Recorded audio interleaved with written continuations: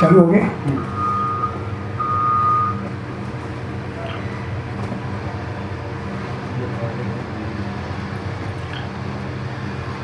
कल दीपावली का त्योहार था और आज भी त्योहार जैसे ही माहौल बना हुआ है। तो कभी कभी मन में विचार आता है कि ये जो दीपावली त्योहार है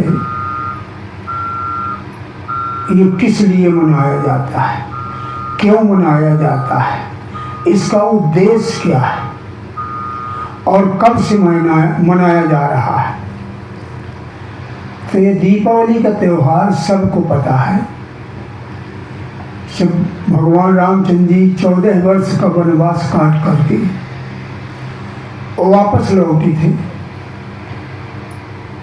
तो अयोध्या वासियों ने दीप प्रज्वलित करके उनका स्वागत किया था, खुशी मनाया था। और दीपावली के ही दिन गुरु नानक साहब के 5वें पातशाही जो गुरु थे तो ग्वालियर के किला में कैद कर लिए गए थे, तो उसी दिन रिहा किया गए थे। तो जब वो अमृतसर पहुंचे तो इसी तरह दीप प्रज्वलित करके और उनका स्वागत किया, सम्मान किया, खुशी मनाया।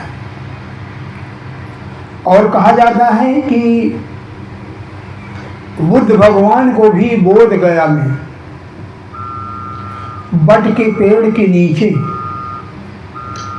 रोशनी के दर्शन, प्रकाश के दर्शन हुए थे, परमात्मा के रूप का प्रतीक। तब से ये त्योहार जुड़ते चले गए और मनाते आ रहे हैं। और उस दिन लोग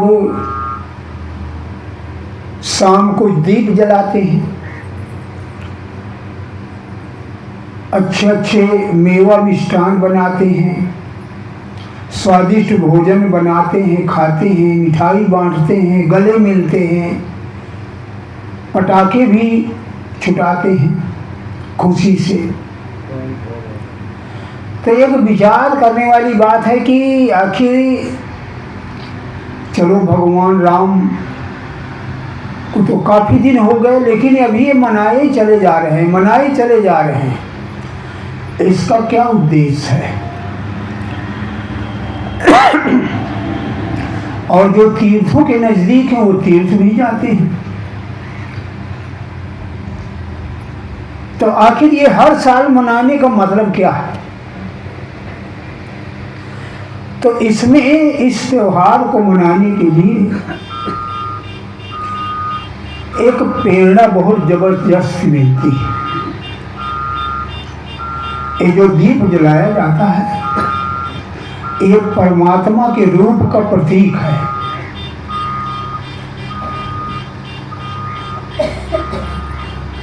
और इसे अपने घट के अंदर वो ज्योति व प्रकाश को देखना। और वो परमात्मा हर साल जो हम ये मनाए जाते हैं तो महापुरुष इसकी दुर्लभता भी बता रहे हैं। इसे परम प्रकाश भी कहा गया है और ज्ञान भी कहा गया है। गोस्वामी तुलसीदास जी इसकी दुर्लभता भी बता रहे हैं, बहुत दुर्लभ है ज्ञान। गोस्वामी तुलसीदास जी कह रहे हैं कहाँ सुन संत मुनि वेद पुराना और नहीं कछ दुर्लभ ज्ञान समाना। कहते हैं इसे ज्ञान भी कहे गए कहते हैं और ये बहुत दुर्लभ है। सवाल एक पैदा होता है कि आखिर ये ज्ञान और प्रकाश में बहुत अंतर है, लेकिन सुनने के लिए अंदर जान पड़ता है। लेकिन ये निचोड़ में एक ही है। कहा है संत मुनि वेद पुराना, नहीं कछ दुर्लभ ज्ञान समाना। कहते वो ज्ञान बहुत दुर्लभ है। तो सवाल पैदा होता है कि आखिर वो कौन सा ज्ञान है? लिखा पढ़ी का ज्ञान है, संसार का ज्ञान है, खटोली मिर्ची मुस्का बनाने का ज्ञान है, हल चलाने वाला ज्ञान है, रोटी पकाने वाला ज्ञान है। ये ज्ञान नहीं, ये तो कोई दुर्लभ तो है नहीं।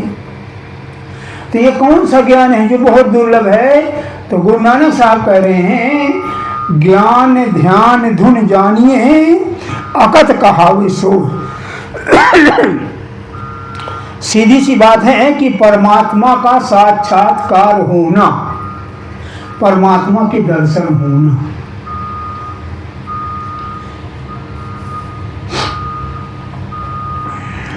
और ये परमात्मा का साक्षात्कार 3 रूप में होता है, 3 रूप में। पहले नंबर में ज्योति के प्रकाश में, यानी ज्योति के रूप में, प्रकाश के रूप में।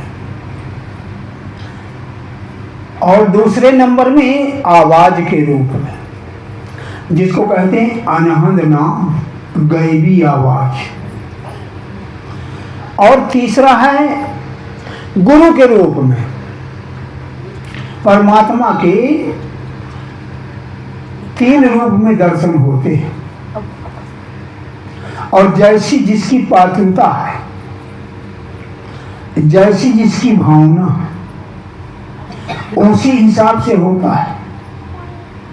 जितनी जहां तक जिसकी कमाई है, जितनी जहां तक जिसकी पहुंच है, सबसे प्रथम रूप में ज्योति प्रकाश के रूप में होता है दर्शन। जैसे बहुत से भाई बहन जब नामदान में बैठते हैं तो उनको प्रकाश दिखाई देता है। जब मैं पूछता हूँ कि भाई कुछ अनुभव में आया, कुछ दिखाई दिया, तो किसी को रोशनी के रूप में होता है, किसी को नाद के रूप में यानी आवाज के रूप में, और एक आध लोगों को गुरु के रूप में भी हुआ है। तो ये 3 प्रकार से हमें परमात्मा का साक्षात्कार होता है। बहुत बार मन में आता है कि आखिर ये बताया जा रहा है कि परमात्मा एक है, तो ये 3 रूप कहां से आ गए? 3 रूप कहां से आ गए? और इसमें बड़ी बतंगड़ बन जाएगा, लोग बाल में खाल भी निकालेंगे। तो ये बात को समझने के लिए, जैसे पानी है, मूल में पानी है, साधारण रूप से हम पानी को समझ रहे हैं, अनुभव कर रहे हैं, लेकिन वही पानी गैस के भी रूप में है, गैस के भी रूप में यानी भाप के रूप में भी है वो पानी। और वही पानी बर्फ के रूप में भी है। मूल में है पानी, लेकिन 3 रूपों में हम देख रहे हैं, अनुभव कर रहे हैं। इसी तरह जब परमात्मा की बनाई गई हुई चीजें 3 रूपों में समझ में आ रही, तो क्या परमात्मा कोई बहुत बड़ी, क्योंकि इसमें हलचल हो जाती है ना कि परमात्मा जब एक है तो 3 रूप कैसे हो सकते हैं? तो 3 रूप में हमें परमात्मा का साक्षात्कार होता है।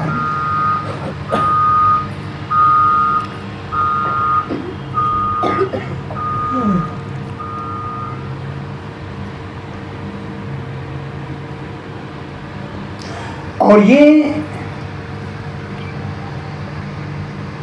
3 रूप में तो होता है, लेकिन ये कब होगा?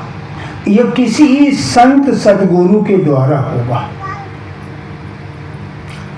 और कौन से संत सदगुरु के द्वारा होगा? जिसमें वो ईश्वरी तत्व प्रकट है, जिसमें वो ईश्वरी तत्व प्रकट है, उसी के माध्यम से, जब वो नाम दान के माध्यम से हमें दीक्षित करता है, तो अपने अंदर की ऊर्जा वो हमें आंखों के माध्यम से, पेय के माध्यम से, जैसे अमृतसर में उसे अमृत चखना बोलते हैं, यानी विशेष प्रकार का शरबत बनाते हैं और वो गुरु साहिबान से स्पर्श करा करके उसे दिया जाता है। और नामदान शब्दों के माध्यम से, जैसे आप सबको भी स्पर्श के माध्यम से भी, आंखों के माध्यम से भी ये हम तक पहुंचता है। कभी कभी हमारे मन में एक सवाल पैदा होता है कि बड़ी अटपटी सी बात कह रहे हैं, स्पर्श के माध्यम से, प्रसाद के माध्यम से, आंखों के माध्यम से ये कैसे हो सकता है? लेकिन नहीं हो सकता है। जैसे स्पर्श के माध्यम से वो ऊर्जा जब हम तक पहुंचती है, समझने के लिए उदाहरण है, जैसे भगवान राम ने अहिल्या को जैसे ही स्पर्श किया, जैसे स्पर्श किया, छू लिया, तो वो तर गई। स्पर्श करके जटायु को भगवान राम ने दाह संस्कार किया, तार दिया स्पर्श के माध्यम से। नजरों के माध्यम से, जैसे गंधारी ने दुर्योधन का शरीर आंखों के माध्यम से वज्र का बना दिया था, सबको पता है। सिर्फ वहीं गुप्तांगों में वो रह गया था और इसी की वजह से वो मारा गया, नहीं पूरा शरीर वज्र का था। आंखों के द्वारा कपिल मुनि ने राजा सगर के 60,000 पुत्रों को आंखों के माध्यम से भस्म कर दिया था।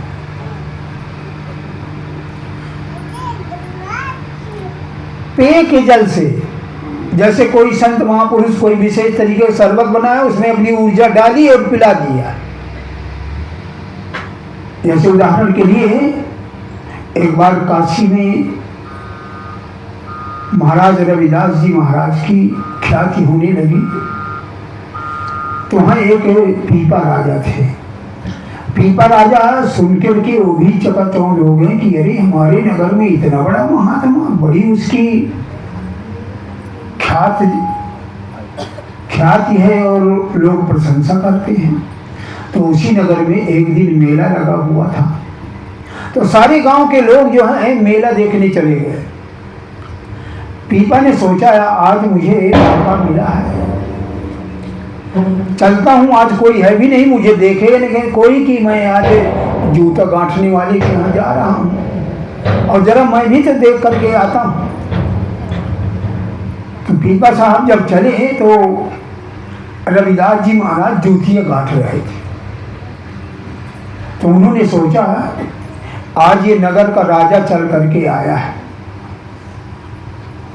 और जब ये मुझसे मिलने आया है तो इसे मैं क्यों ना मालामाल कर दूं। तो रविदास महाराज ने कहा बैठ, और उस चमौड़ी का पानी एक छोटी सी खुज्जी में भरा, अगर ले पी। और वो सोच विचार में पड़ गया कि क्या कहना, चमौड़ी का पानी पिला रहा। तो पीपा ने ओक तो बना लिया लेकिन ओक ढीली कर दिया। तो वो पी क्या रहा है, वो कुर्ते से जा करके नीचे गिरा जा रहा है। जब खत्म हो गया पीपा चला गया। पीपा का मन खराब होता चला गया। इसी को कह रहे हैं बहुत बड़ा महात्मा, चमौड़ी का पानी पिला रहा था, चला गया। अब वो चमौड़ी के पानी की वजह से जो है कुर्ते में दाग भी पड़ गए। तो उसने धोबी को दिया, इसको साफ करके लाओ। तो उस दिन धोबी नहीं था तो उसकी लड़की चली गई धुलने के लिए। सारे कपड़े धुला। जब उस पीपा राजा के साहब का कुर्ते का नंबर आया तो धुला तो वो दाग छूट नहीं रहा था, तो वो दांत से चूस चूस कर छुटा रही थी, चूस चूस कर छुटा रही थी। तो वो जो कपड़े में जो दाग था उसकी रस्सी उसके अंदर जाने लगी, और जब अंदर जाने लगी तो उसका दिव्य कपाट खुलता चला जा रहा है। वो देखने लगी, अरे कलकत्ता में ये भीड़ लगी है, बंबई में ऐसे भीड़ लगी है, और यहाँ तक है कि नर्क और स्वर्ग के और इंद्र के दरबार के वो सारे नज़ारे देखने लगी। इंद्र के दरबार में इस समय अप्सराएं डांस कर रही हैं, स्वर्ग में इस समय देवता लोग बहुत प्रसन्न हैं और बड़ा सुख मान रहे हैं, और नर्क में लोग ऐसे पीन के कुंड में डूबे जा रहे हैं। सब देखने लगी, सब कुछ बताने लगी, पता लगाया गया उस शहर में ये हो रहा, उस शहर में ये हो रहा। जब पता लगाया गया तो उसकी बात सब खरी उतरती थी। ये बात जब पूरे शहर में फैल गई कि धोबी की लड़की हर चीज बता देती है, और वो ऐसे लगता है कि बिल्कुल आंखों देखा हाल बताती है। ये बात जब पीपा साहब ने सुना तो पीपा ने धोबी की लड़की को बुलवाया और कहने लगा, बेटा ये बता, ये तुझे कहाँ से मिला है, कैसे मिला है? तो उस लड़की ने बताया कि राजा साहब ये मुझे सब कुछ आपके कुर्ते से मिला, आपके कुर्ते से मिला है। आपके कुर्ते में एक वो दाग पड़ा हुआ था यहाँ पर, तो वो छूट नहीं रहा था, तो मैं दांत से चूस चूस कर छुटा रही थी, और जैसे मैं उसे चूस चूस करके छुटा रही थी तो मेरे अंदर उसकी रस्सी गई, तो मुझे अचानक पता नहीं क्या हो गया, सब कुछ दिखाई देने लगा, नर्क स्वर्ग वैकुंठ सब दिखाई देने लगा। पीपा समझ गया कि ये उसी बाबा का कमाल है, ये वही प्रसाद है, और रहा ना गया। फिर ये नहीं सोचा कि मुझे कौन देखेगा कि वो चमार के पास जा रहा है।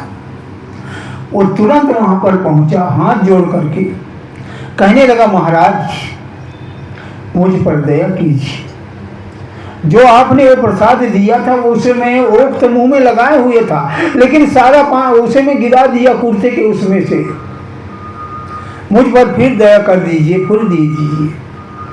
तो रविदास जी महाराज ने कहा, उस समय मैं सतलोक से आया था, और मैंने सोचा कि तू राजा होकर के मेरे पास आया है, तो मैं तुझे आज माला माल क्यों न कर दूं, लेकिन तेरे से ये नहीं बना। अब तू आ जा, बैठ, और मैं तुझे दीक्षा के द्वारा, शब्दों के द्वारा, नामदान के द्वारा ये भेद बताऊंगा, और घर में जाकर के इसका भजन करेगा, ध्यान करेगा, तो ये वही चीज सब कुछ आपको अपने आप प्राप्त हो जाएगा। अब वो लगन तो बड़ी जोरदार थी, नामदान लिया और घर में जाकर के बताए अनुसार वो ध्यान भजन करने लगा। ध्यान भजन जब करने लगा तो सभी को पता है कि पीपा जी बहुत बड़े महात्मा बने। तो हमें कहने का भाव ये जो है, ये दीपावली का त्योहार हमें प्रेरणा देती है कि वो ज्योति, वो नाम, वो गुरु का स्वरूप हमारे घर के अंदर है, और किसी संत सदगुरु से युक्ति के द्वारा ये हमारे अंदर प्रकट हो जाएगा, जिसको साक्षात्कार कहते हैं। और जब प्रकट हो जाएगा सबसे लास्ट में गुरु का स्वरूप जब आ जाए तो ये समझ लेना है कि फिर दूसरा कभी जन्म नहीं होगा, दूसरा जन्म नहीं होगा। तो हमें इतनी कमाई करना है, ध्यान के माध्यम से हमें योग कमाना है। दूसरा लाभ है एक और दीपावली का, प्रेरणा। जैसे हम दीप जलाते हैं तो दीपक बुझता भी है, और कब बुझता है? जब तेल खत्म हो जाता है तब बुझ जाता है। तो ये हमें दीपक प्रेरणा दे रहा है। जल गई तेल बुझ गया, जल गई बाती बुझ गया तेल, आपने सुना होगा। और जब तेल का दीपक का आखिरी समय आता है, आखिरी समय, ध्यान से कोई देखा हो शायद, जब दीपक को बुझना होता है तो थोड़ा सा तेज हुआ करता है। हाँ, जब दीपक को बुझना होता है तो वो थोड़ा सा ज्यादा रोशनी करके फिर ठप हो जाएगा। तो इसी तरह ये हमारा हमें ये प्रेरणा दे रहा है कि ये मनुष्य का जो शरीर मिला हुआ है, जो मनुष्य का शरीर मिला हुआ है, हमें इसमें करना क्या है? रोशन होना। लेकिन हम इतने उद्देश्य बना लिए, इतने उद्देश्य बना लिए हैं, लड़का लड़की, धन दौलत, मकान दुकान, जमीन जायदाद की इतने उद्देश्य बना लिए हैं, तो ये अपना असली उद्देश्य भूल गए। असली उद्देश्य जिसके लिए शरीर मिला हुआ था, इसको हम भूल चुके हैं। इसलिए किसी ने कहा है, बुझने लगा चिराग, बुझने लगा चिराग तो रोशनी देखी, और जीवन का आखिरी श्वास हुआ तो जिंदगी देखी। जब जीवन का आखिरी समय आ जाता है, तब फिर इसे पता चलता है कि अरे अब तो जाने का समय हो गया, मैं किस लिए आया था, क्या करने आया था। लेकिन उस समय समझ में आने का कोई लाभ नहीं होता। फिर तो वही वाली बात हो जाती कि अब पछताए क्या होते हैं जब चिड़िया चुन गई खेत। और पता है ये कि जाना सबको है, इसलिए महापुरुष हमें बार बार होंका दे करके समझा रहे हैं, एक एक सांस बेशकीमती है, एक एक सांस। कबीर साहब ने कहा, कहता हूं कह जात हूं, कहूं बजा के ढोल ढोल, और श्वासा खाली जात है त्रिलोकी का हूं। कहता है एक एक श्वास त्रिलोकी का मोल है। उदाहरण समझने के लिए सिकंदर बादशाह का नाम सभी ने सुना है। और वो जब सब देशों को लूटते पाटते और भारत पहुंचा, भारत से भी कुछ लूट घसोट करके जब वापस जाने लगा, तो अरब की खाड़ी में उसकी तबीयत खराब हो गई। अरब की खाड़ी में जब तबीयत खराब हो गई तो बड़े बड़े बादशाहों राजाओं के यहाँ ज्योतिषी, वैद, हकीम सब हुआ करते। तो उसने हकीम को बुलाया कि भाई देख, मुझे बुखार हो रहा है, मेरी तबीयत गड़बड़ होने जा रही है, कुछ दवा के लिए बताओ। नारी को पकड़ा तो उस हकीम ने समझ लिया कि अब सिकंदर बादशाह का आखिरी समय, थोड़ी बहुत गोली दवाई दिया, लेकिन तबीयत में सुधार न हुआ। जोशी को भी बुलाया गया। जोशी ने भी बताया कि महाराज आपका आखिरी समय आ रहा है। तो सिकंदर बादशाह ने कहा कि मैं अपनी मां से बहुत प्रेम करता हूं, और मुझे कोई अपने मां से मिलने तक के लिए मुझे समय मिल जाए तो मैं आधा राजपाट दे दूंगा, मैं सिर्फ अपनी मां से मिल लूं। लेकिन कोई सामने नहीं आया कि मैं बचा लूं। ऐलान कर दिया कि पूरा राजपाट दे दूंगा, लेकिन मां से मुझे मिलने का समय मिल रहा है। कोई सामने नहीं आया।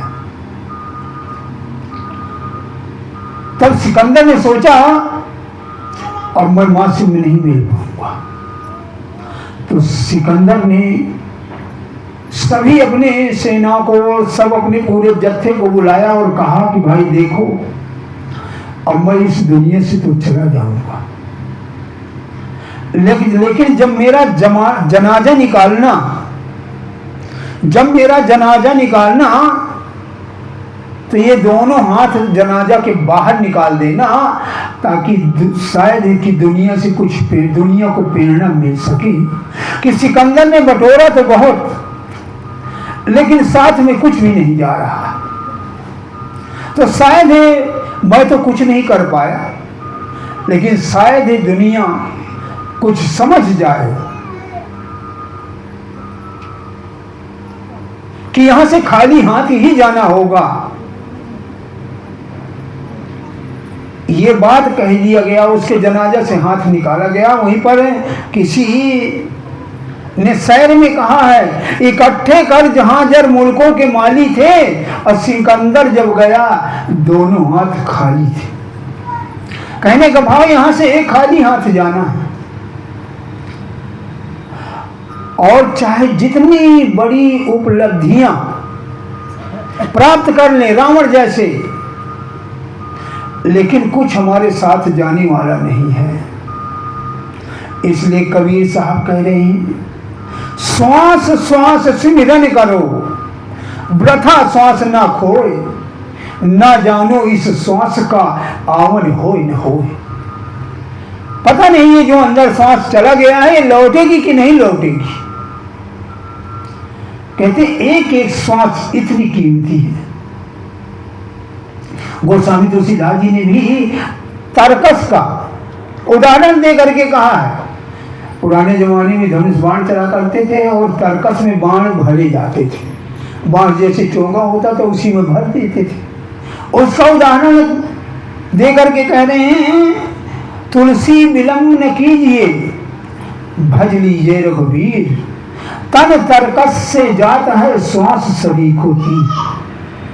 जैसे तरकस से एक एक तरकस से तार बाण निकालते चले जाएंगे तो खाली हो जाएगा, तो कहते हैं ये श्वास रूपी तीर निकल रहे हैं, वृथा श्वास में खो।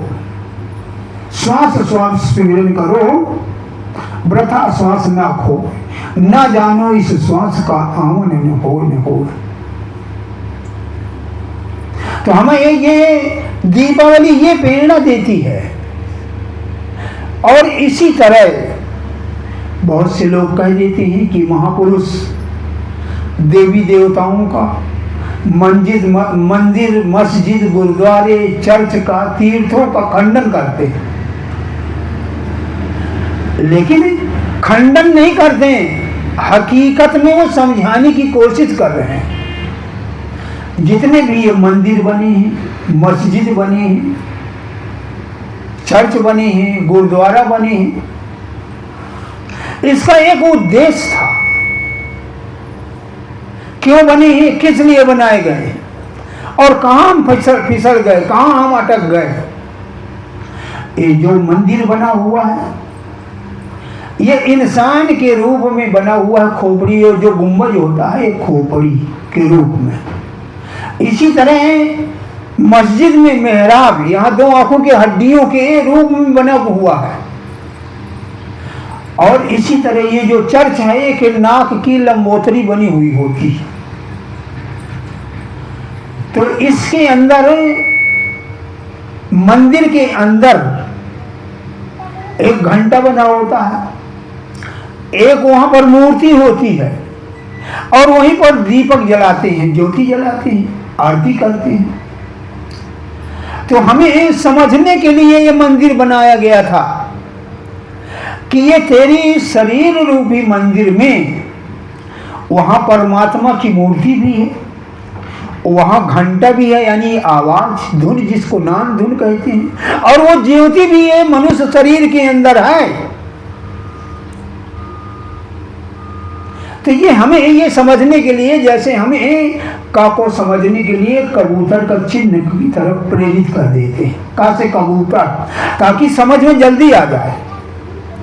घा से घड़ी, घड़ी की तरफ, घड़ी का चिन्ह की तरफ इशारा कर देते कि घा को समझने के लिए घड़ी का चिन्ह बता देते हैं, घा से घड़ी, ताकि जल्दी से घा समझ में आ जाए। तो इसी तरह ये मस्जिद गुरुद्वारे ये सब इंसानी रूप में बनाया गया। चर्च में भी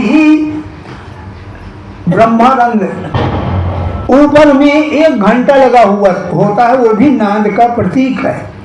यानी ये मनुष्य शरीर के अंदर ये आवाज, ये दोनों गायबी आवाज भी कहते हैं, ऑटोमेटिक हो रही है।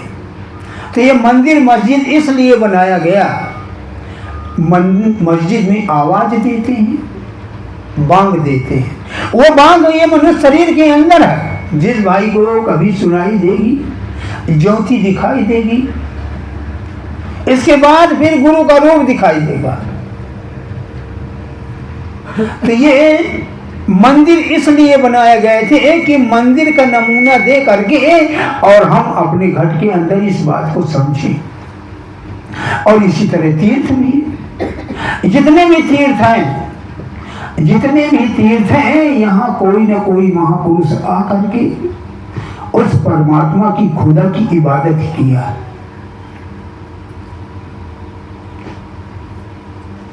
वहां पर बैठ कर उपदेश दिया, चाहे बद्री नारायण हो, चाहे केदारनाथ, बैरनाथ, चाहे काबा हो। काबा में मोहम्मद साहब ने प्रचार किया। कहने का बाद जितने भी तीर्थ स्थान हैं, वहां पर कोई न कोई महापुरुष जाकर के परमात्मा का भजन सिमरन किया, उपदेश दिया, और वही आज धर्म स्थान बने हुए हैं। जैसे कि चित्रकूट है, चित्रकूट हम जाते हैं, जाना भी चाहिए, खंडन नहीं हो रहा, लेकिन वहां जाने का मतलब ये नहीं है कि वहां आंखों का, मन का मनोरंजन करके चले आए। वहां पर हम जा करके हमें प्रेरणा ली, ये आखिर तीर्थ स्थान यहाँ क्या हुआ, हमें ये क्या प्रेरणा देता है, और हमें यहाँ क्या करना चाहिए, कौन सी प्रेरणा लेना चाहिए। लेकिन वहां पर जा करके नदी में स्नान किया और मन में आ गया कि हम एकदम पवित्र हो गए। अब आजकल तो जितनी भी पवित्र नदियां बोली जाती हैं, इनमें तो मुझे ऐसे लगता है कि इसमें घोल करके भी स्नान नहीं करना चाहिए, क्योंकि इन नदियों में जितने हमारे देश की गंदगी है, चमड़े की फैक्ट्री और गंदे चीजों की फैक्ट्री का पानी इन्हीं में मिलाया जाता है, इन्हीं में गिराया जाता है।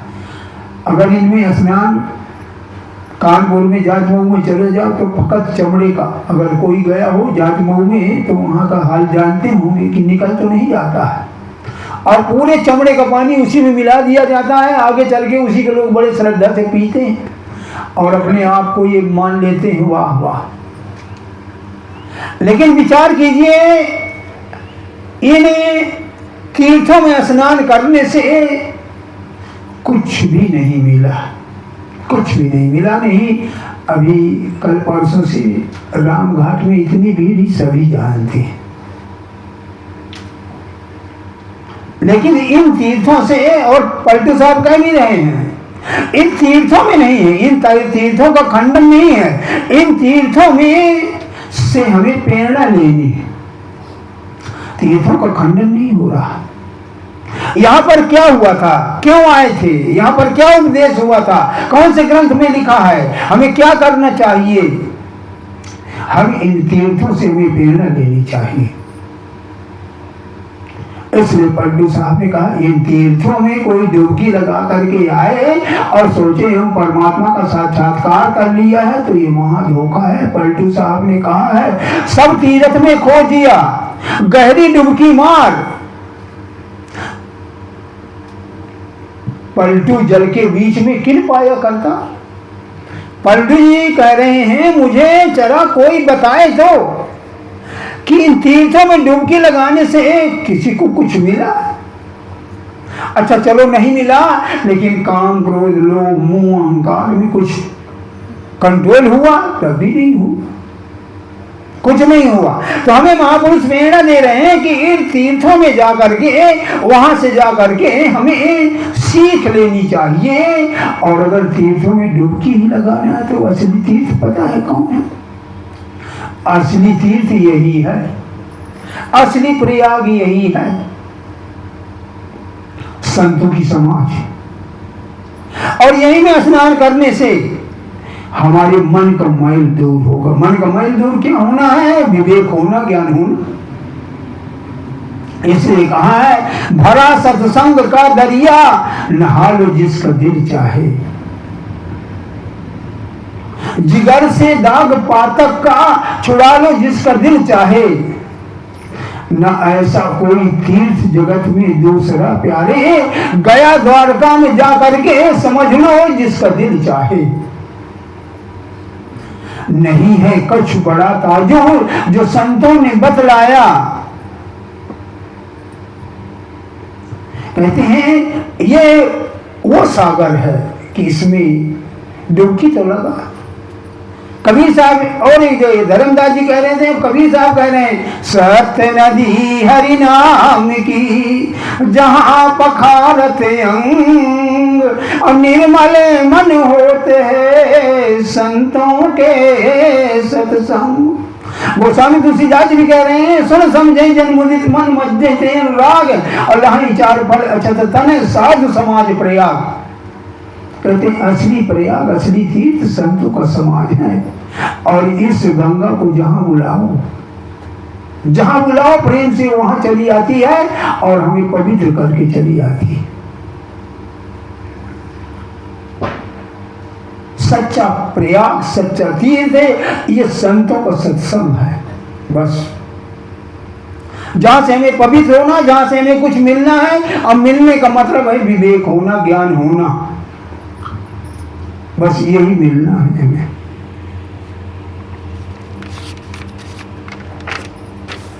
तो लोग दान दक्षिणा भी करते हैं आज के दिन कहीं, और लेने वाले भी बहुत हैं। इसी चित्रकूट में कोई लगड़ा बना है, कोई घाव लगाए बैठा है, गिरगिरा रहा है,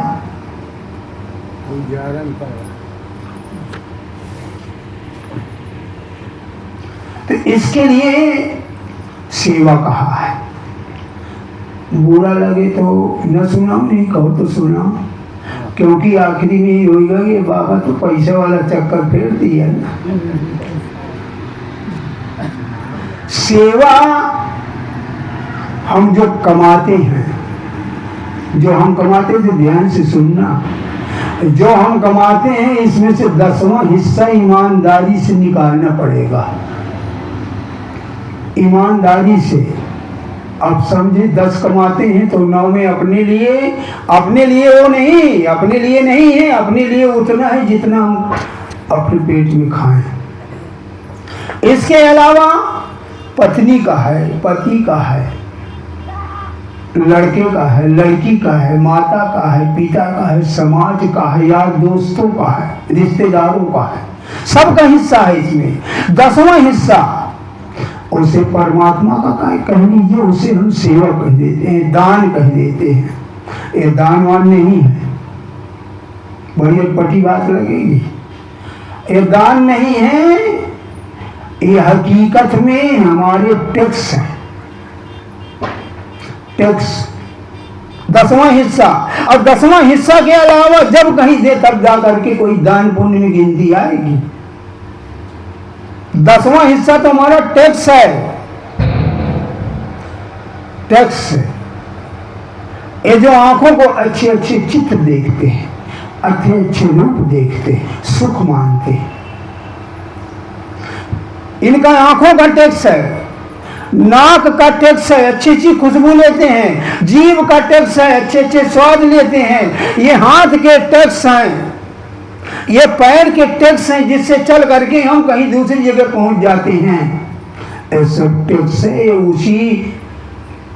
उसी टैक्स का जो है ना यहाँ प्रचलन है, कहते हैं क्या है, कहते हैं सेल टैक्स, क्या है इनकम टैक्स, क्या है जीएसटी, क्या है जमीन का लगान है, जैसे गवर्नमेंट लेती है ना, ये टैक्स है।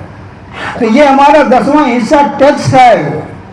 और बहुत सी चीजों का टैक्स नहीं ले रहा परमात्मा, बहुत सी चीजों का टैक्स नहीं ले रहा है, फ्री में दे रहा है, जिसके बगैर हम 1-2-4 मिनट नहीं जिंदा रह सकते। उसका टैक्स ही नहीं ले रहा, फ्री में दे रहा है। और टैक्स कौन सा है? ऑक्सीजन, श्वास, हवा, उसका टैक्स नहीं ले रहा, उसका फ्री का दिए हुए है। और ये सूर्य का जो उंजेला है, अगर हमें इससे घर गृहस्थी के काम करना पड़े, बिजली को लिए बल्ब को, लट्टू को लिए कितना बिल लग जाएगा, कितना बिल लग जाएगा। ये फ्री में मिलना हुआ है। श्वास हमें फ्री की मिली हुई है, इसका टैक्स नहीं ले रहा है। जीव का, स्वाद का और ये इंद्रियों का टैक्स है, ये सब 10वां हिस्सा। इसके अलावा जब हम करेंगे तो वो है दान पुण्य। इसे हमें खुशी से देना चाहिए, ये टैक्स है। और जो इस टैक्स को नहीं देता है, और अगर देते रहे ये टैक्स ना देते, तो कभी कभी छूट मिल जाती है। वो छूट क्या हो जाती है? जैसे हमारे महाराज जी कहा करते थे, चलो तुम 5-10% न दो, 5% दो, अच्छा जितना तुम्हारे मन में है उतना दो, पर दो। ये संत सदगुरु हमें छूट करा देते हैं। और अगर उसका टैक्स नहीं दिया, वो ले लेता है, लेना जानता है, बड़े अजीब ढंग से लेता है। किसके द्वारा लेता है? जब हम उसका ईमानदारी से टैक्स नहीं देते हैं, तो वो थाना के माध्यम से लेता है, कोर्ट कचहरी के माध्यम से लेता है, अस्पताल के माध्यम से लेता है। और इसके बाद भी अगर नहीं काबू में आता, तो वो राहु, केतु, शनि, ढैया के माध्यम से भी लेता है और जबरदस्ती ले लेता है। ये टैक्स जबरदस्ती लेता है। रहीम जी ने बहुत अच्छा कहा है, कुम्हार के चाक का उदाहरण देकर के कहा है। जैसे कुम्हार के चाक से अगर एक दिवालिया मांगो ना, तो वो नहीं दे पाएगा, नहीं देगा। तो कुम्हार क्या करता है? उसी चाक में इतना बड़ा डंडा डाल देगा, धर के घुमाता, और फिर दिवालिया की बात छोड़ो, जब डंडा पड़ जाता है तो नाच नाच के कभी घड़ा देता है, कभी नाच देता है, कभी नदवा देता है, बड्डे बड्डे वो देने लगता है। क्यों? डंडा पड़ गया। इसलिए कबीर साहब, रहीम जी ने कहा है, रहीमन चाक कुम्हार का, मांगे दिया न दे, और छेद में डंडा डाल के चाहे नाक ले ले। जब डंडा पड़ गया तो फिर देव देना पड़ेगा, लेगा वो, बगैर लिए नहीं मानेगा। अगर ईमानदारी से दे रहे हैं तो वो छूट भी कर देगा, और फिर वो यहाँ तक कर देगा, जब ये देता ही है तो उसे देने के लायक बनाता चला जाएगा। जैसे गवर्नमेंट से हम लोन लेते हैं, 1 लाख लोन लिया, ईमानदारी से भर दिया, ब्याज सहित भर दिया, तो अगले चक्कर में फिर कहेंगे, वहाँ के क्लर्क साहब कहेंगे और चाहिए क्या, अब की बार 2 लाख ले लो, 3 लाख ले लो, क्योंकि उसे पता है ईमानदारी से दे रहा है। यानी कहने का भाव, जब हम वो टैक्स को ईमानदारी से देंगे तो वो देने के लायक बनाता चला जाएगा, पक्का। उदाहरण समझने के लिए, एक बार जब बुद्ध भगवान धर्म का प्रचार प्रसार करते जा रहे थे, विदेश पहुंच गए, तो धर्म का प्रचार प्रसार करते, जहां उनको खाना होता तो 4-5 घर में मांग लेते थे। तो एक घर में अलग जगाया और कहा, तो वहां से एक 6 साल की लड़की निकली। उसने कहा, बाबा जी आज हमारे घर में कुछ भी नहीं, कुछ नहीं है, खाने के लिए नहीं, कुछ नहीं है। तो बुद्ध भगवान ने कहा, बेटा तुम्हारे आंगन में धूल है, मिट्टी है? कहने लगे हाँ है। कहने लगे ला उसी को दे दो। तो गई आंगन में और बटोरा, और इतनी सी धूल आई, धूल लेकर के आई। बाबा जी ने झोली फैला दिया, झोली फैला दिया और वो धूल झोली में डाल लिया। जो उनके साथ के से और भिक्षु थे वो सोचने लगे आज महाराज जी कौन सी क्या बात ही कर रहे, बताइए धूल भी झोली में ले लिया। आगे चल करके आखिर दिल न माना तो पूछने लगे, कहने लगे महाराज हमें ये बताइए आखिर ये क्या बात है। तो बुद्ध भगवान ने कहा मैंने इससे धूल लेकर के इसके देने का मन बनाया, कम से कम इसका हाथ ऐसे तो हुआ, देने का मन बनाया और मैंने इससे लिया। और अगर इसने देने को लिए किया है ना, देने का मन बनाया है तो वो परमात्मा देने के लायक बना देगा, देने के लायक बना देगा। और हकीकत में वैसे ही हुआ। साल भर के बाद जब उस नगर से फिर गुजरे और उसी दरवाजे में खड़खड़ाया और वही लड़की निकली, कहने लगे कुछ अन्न का प्रसाद चाहिए, पैरों में गिर पड़ी और कहने लगी महाराज कहीं मांगने की जरूरत नहीं है, आपकी ही दया से ये बोरों की छल्लियां लगी हुई हैं और जितना जब चाहिए जितना चाहिए और कहीं मांगने की जरूरत नहीं, यहीं से ले लेना। कहने का भाव ये है जब हमारा सच्चे दिल से देने का मन करता है ना तो वो देने के लायक बना देता और देता है, पूरा करता है। वो जानता है कि ये मेरे लिए खर्च करेगा, इसलिए हमें 10वां हिस्सा कहाँ देना चाहिए, सवाल ये पैदा हुआ कहाँ देना चाहिए। जैसे कोई स्कूल बन रहा है, वहां पर मदद मांगी जा रही है तो हमें सहयोग करना चाहिए।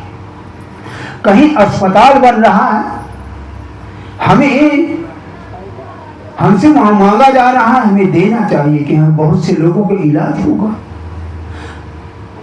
स्कूल में पढ़ लिख करके लोग अपनी रोजी रोटी कमाएंगे। कहीं रास्ता बन रहा है,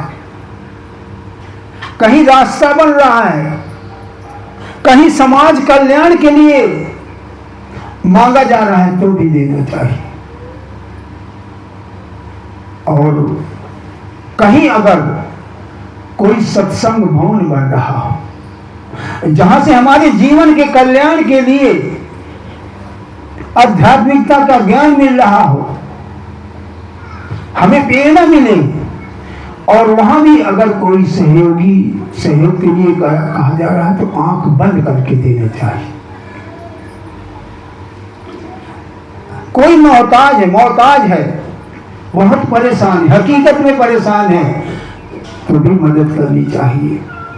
कोई समाज के कार्य के लिए मांगा जा रहा है तो वहां भी देना चाहिए। और जब हम देंगे तो वो सब देख रहा है, सब जान रहा है, बहुत बड़ी बड़ी आंखों से देख रहा है। तो हमें ये काम करना चाहिए। एक बात और कहूँगा, बहुत से शिकायत करते हैं भाई बहन, कहते हैं हमारा भजन नहीं बन रहा, हमारा भजन में मन नहीं लग रहा है, और हकीकत में नहीं मन लग रहा। क्या कारण है? किस लिए भजन में मन नहीं लग रहा है? क्या कारण है? कारण ये है कि भजन तो हम करते हैं, सिमरन तो हम करते हैं, लेकिन इधर का ना करके उधर का करते हैं।